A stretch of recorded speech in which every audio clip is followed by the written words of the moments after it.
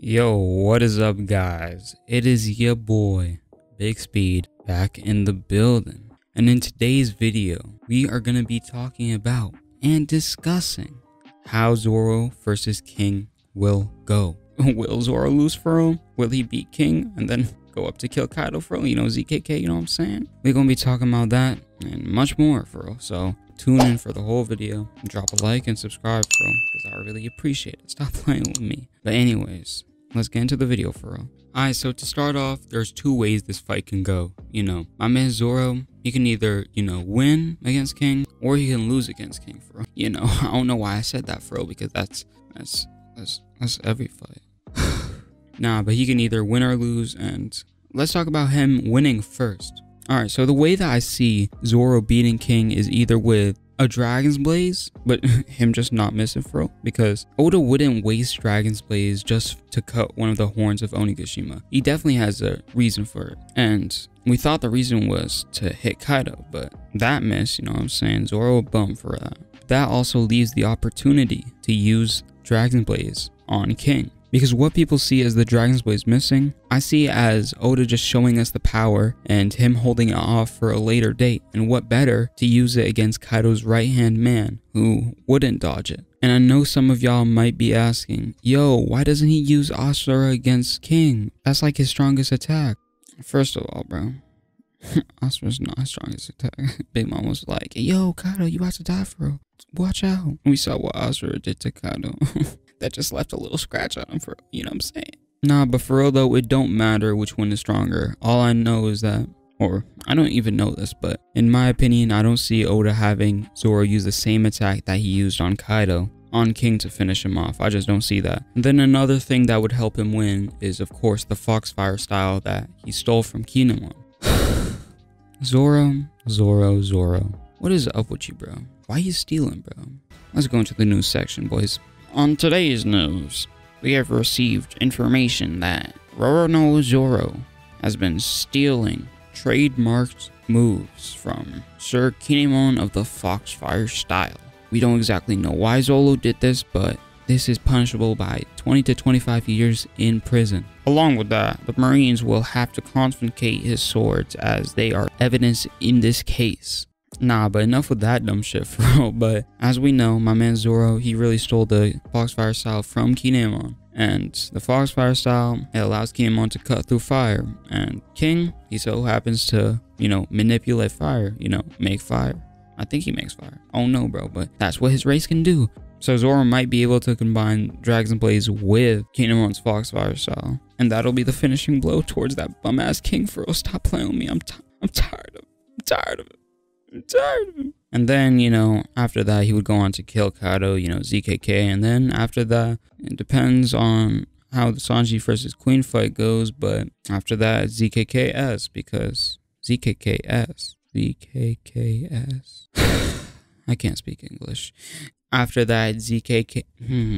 Fucking God. After that, ZKS. Zoro kills Sanji, for real.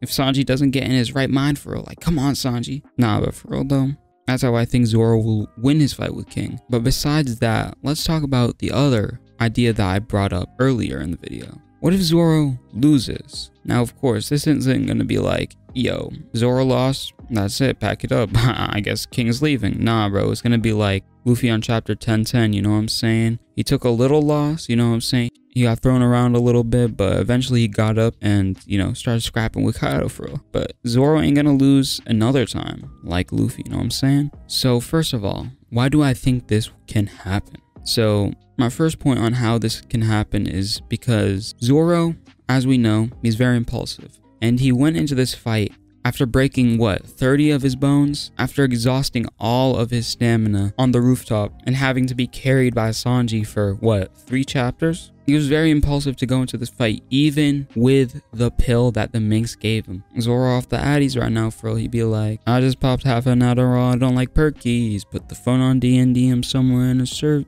Like, stop playing with my man's, for real. Nah, but for real though, eventually that shit's gonna wear off. Like, what does he have? 30 minutes? And it's like 5 minutes until Onigashima falls. My man's Zoro, he ain't looking good right now, bro. And once it wears off, bro, there's nothing to save him, bro. Sanji not there, Law not there, Luffy not there, Kid not there, Killer not there, you know what I'm saying? And I think that because of Zoro rushing in here and not waiting to heal up, he'll not only lose the fight for a little while or take a little loss, but he'll have to lose something. You know, he was being reckless and all that. So what would Zoro value enough to lose? A leg, a finger, an arm? He values these things, but he's definitely ready to lose them. For example, back at Little Garden, Mr. 3 had Zoro stuck in the candle shit, bro. In the wax shit, you know what I'm saying? And Zoro was ready to cut off his legs, bro. He's not afraid to lose body parts. But of course, you know Oda's not gonna make Zoro lose a leg, bro. Like,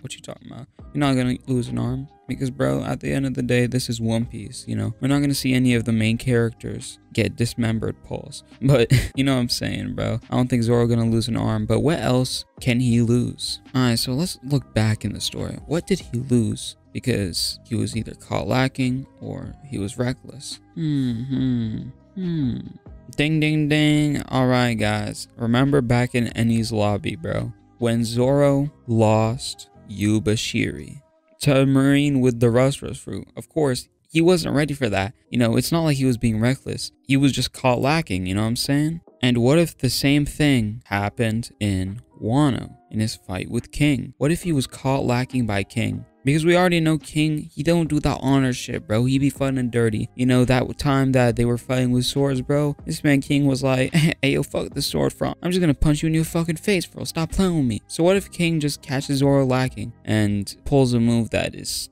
totally dishonorable and basically pull a sneak attack on Zoro? And not only is the sneak attack the way Zoro gets beaten, but it's also the way he loses one of his swords again. Now, why would Oda make Zoro lose one of his swords again? Alright, guys. So, as we know, Zoro right now, he has a Sandai Kitetsu, he has the Wado Ichimonji, and he has Enma. Now, we already know that he's not going to lose the Wado, bro. Like, Kuina gave that to him, and I'm thinking that Zoro will try and make that a Black Blade, so I don't think he'll lose that. Of course, we have Enma. There's definitely a chance of him losing Enma, but I don't think it is very high.